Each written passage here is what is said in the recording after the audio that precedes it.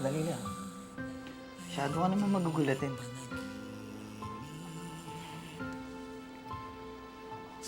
Huwag kang mag-alala. Simula ngayon hindi na kita guguluhin. Alam ko rin kasing nahihirapan ka na kaya naisip-isip ko na tumigil na lang. Salamat. Salamat po sa Enrique. Maraming salamat. Alam mo kasi, Olga, ayoko nakikita kang nahihirapan o natatakot sa oras na kailangan kita. Kaya, para hindi na ganon, ililipat na lang kita na ibang bahay.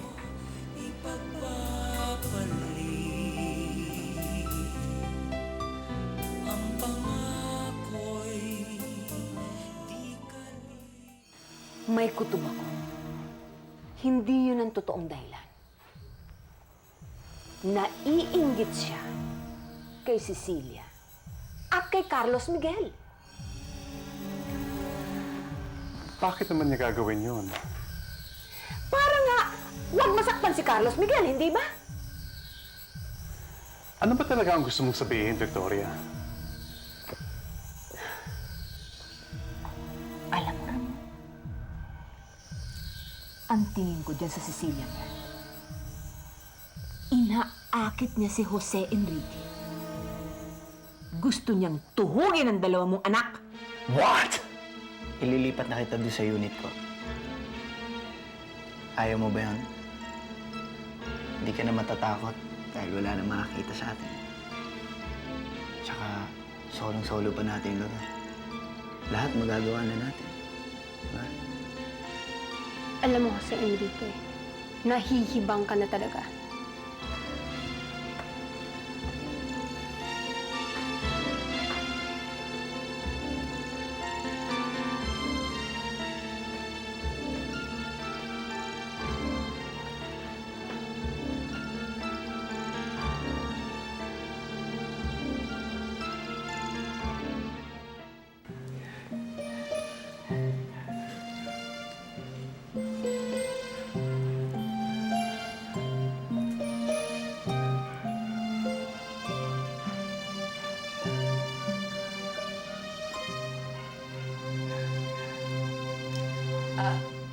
Iho, lumalalim na ang gabi. Baka gusto mo nang ihatid yung girlfriend mo? Ma, hindi pa kayo nag-uusap eh. Bakit? Meron ba kaming dapat pag-usapan? Well, okay, young lady. Briefly, in 3 sentences. What is the present state of our economy? Ma'am, gabi na ho. Uuwi na po ako. Bye po. Ma, sandali lang ah.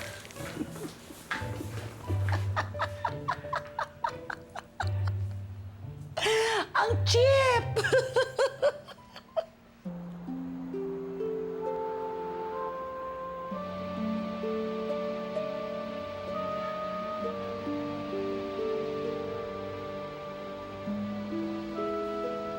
Mukhang malalim ang iniisip natin, ha?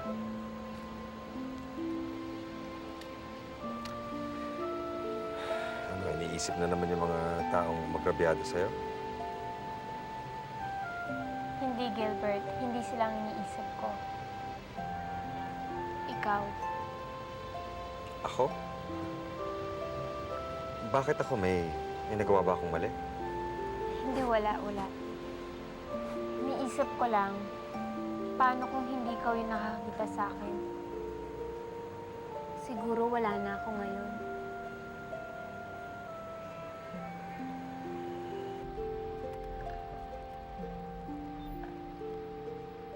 Oh! Ba't tayo tumigil? Wala. Naisip ko lang kung itutuloy natin itong kalokohan natin dalawa eh.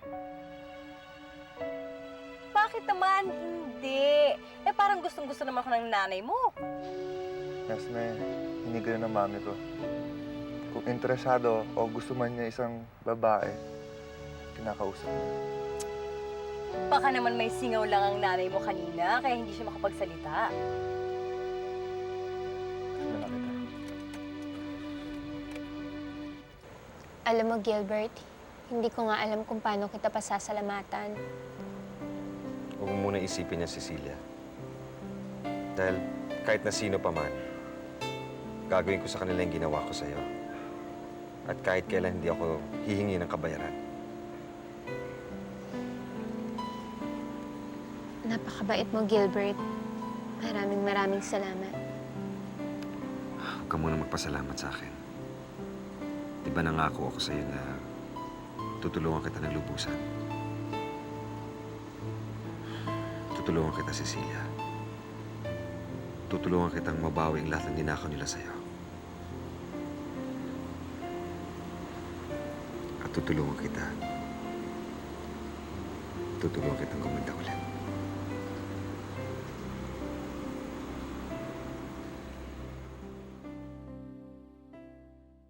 Manang, tulungan ko na ho kayo.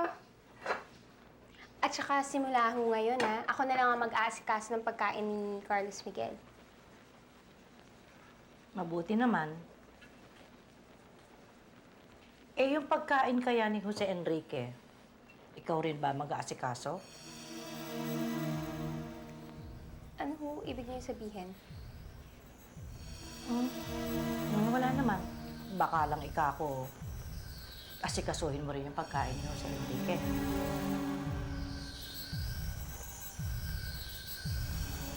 Mukhang may nalalaman tong matandang to, ah.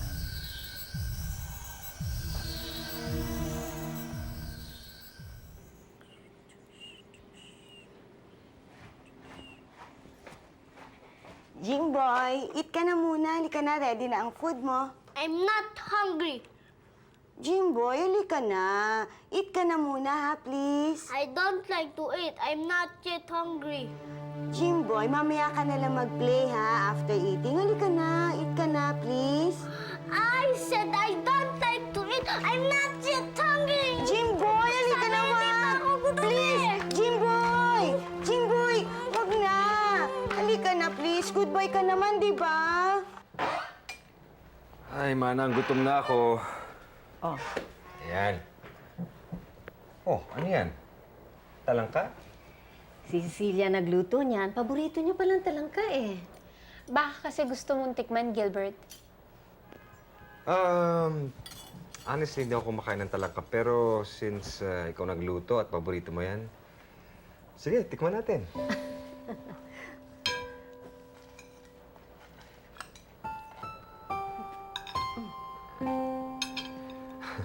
Ano bang meron tong talangka at naging paborito mo to? Masarap yan. At saka isa pa, meron kasi akong magandang alaala dyan sa pagkain na yan. Si Carlos Miguel.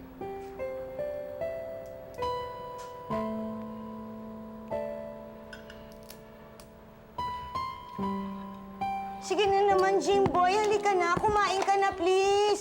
Baka mapagalitan ako dito ng Tito Vladimir mo eh. Bago pa naman ako sa inyo. Please, Jimboy, kumain ka na. Jimboy, Ano ba problema please. dito, ha? Ma'am, si Jimboy po kasi ayaw kumain. Kanina ko pa po niyayaya. Ikaw, ang tigas-tigas na naman ang ulo mo, ha? Halika dito! Halika rito! Halika dito! Halika dito! Halika dito! Halika dito, ha? Ba't ang tigas ang ulo mo, ha? Ma'am, huwag naman po ganyan. Eh, tatanga-tanga ka eh! Bata lang, nagpapatalo ka! Halika dito, ha? Ha?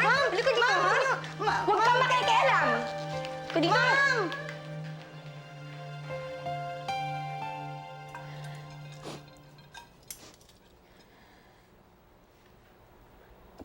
Umiiyak ka ba? Eh, hindi man, napuwing lang po ako.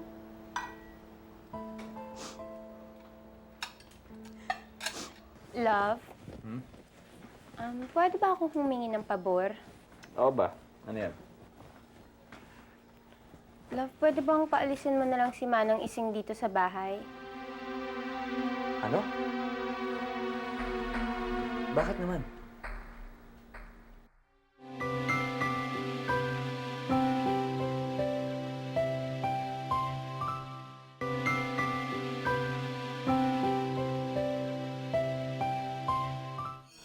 Pakiramdam ko kasi ayaw niya sa akin eh. Bakit? Sinungita ka ba niya? Madalas. Alam mo, love, hindi ko na nga lang sinasabi sa'yo eh. Kasi ayoko ng gulo dito. Sige, kakausapin ko siya.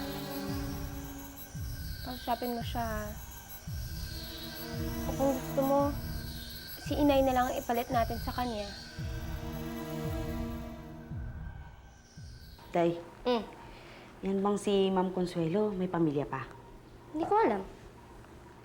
Ba't di mo alam? Wala naman akong pakialam sa kanila eh. Pero ang nakikita ko lang madalas magpunta rito, yung assistant niyang lalaki. Minsan nga, dito pa yan natutulog eh. Talaga? Oo, no. Talagang talaga. Ambrosia, Ma'am, linisin mo yung kwarto ko. Yun ang trabaho ng pinalitan mo. opo, ma'am.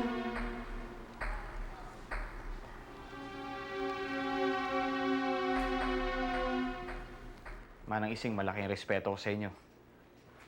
At alam nyo na parang pangalawang ina na rin ang turing ko sa inyo. Kaya ayoko rin nakakarinig ng mga ganung bagay.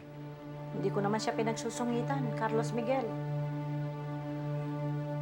Alam mo naman ako, kilala mo ko, di ba? Lahat ng tao, kasundo ko. Alam ko nga ho yun eh.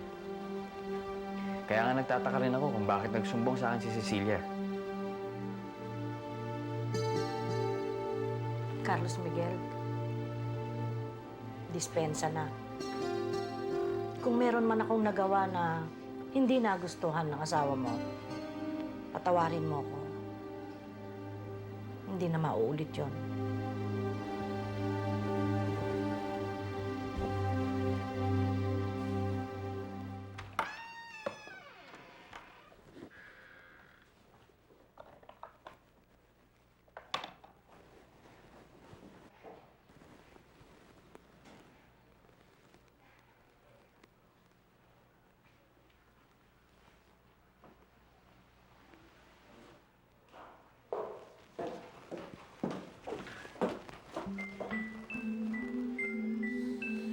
May nakalimutan lang ako.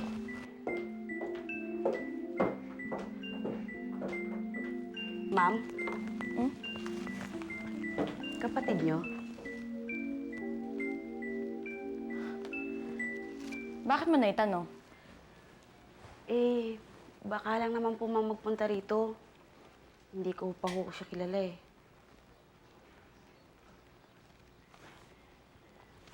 Oo. Pero, huwag ka mag-alala.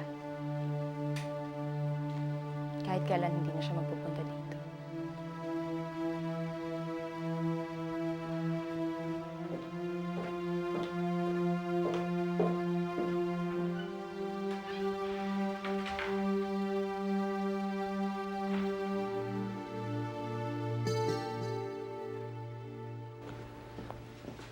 Manang, alis na muna ako. Oh, saan ka ba pupunta? Kakausapin ko sana si Maynard eh. Hihingi ako ng tulong sa kanya. Baka sakaling may maisuggest sa akin para sa pagpapaayos sa mukha ni Cecilia. Sige, Sige, una na muna ako. mag-ingat ka. Oh, Cecilia, narinig mo ba yung sinabi niya?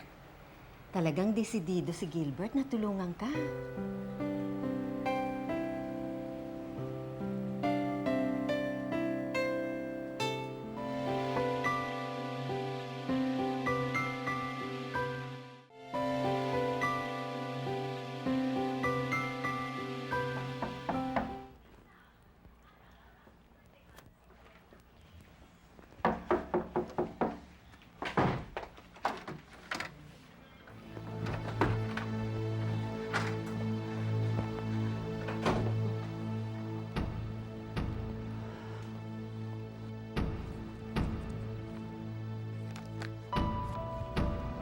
Ito nga pala yung address ng unit ko.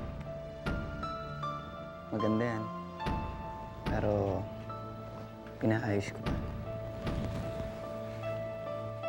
Ano ba, Jose Enrique? Ano bang gusto mong gawin sa akin? Hindi mo na lang ako patayin. magsasalita ng ganyan. Hindi tama yan. Malungkot ka na naman. Ayaw mo nun, gumagawa na nga ako ng paraan para hindi ka mahirapan.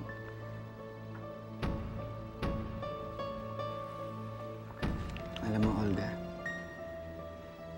makikooperate ka na lang. At least wala nang problema, di ba?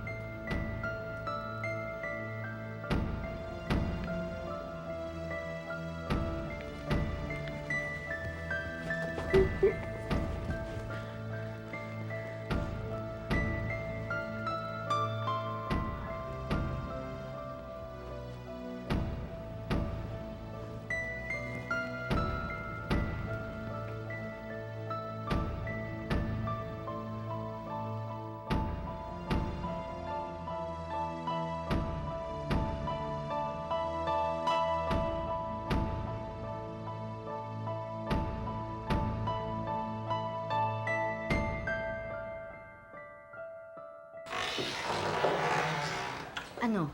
Kamusta ang lakad mo? Wala manang eh. Wala daw may tutulong sa akin si Maynard.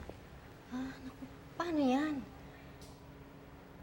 Alam mo, Gilbert, huwag mo nang pagurin ang sarili mo. Sapat na sa akin na magkaroon ng panibagong buhay. At saka tanggap ko na naman eh kung ano nangyari sa akin.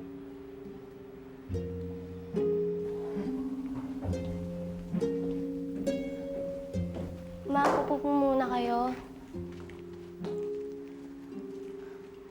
Ate, Olga?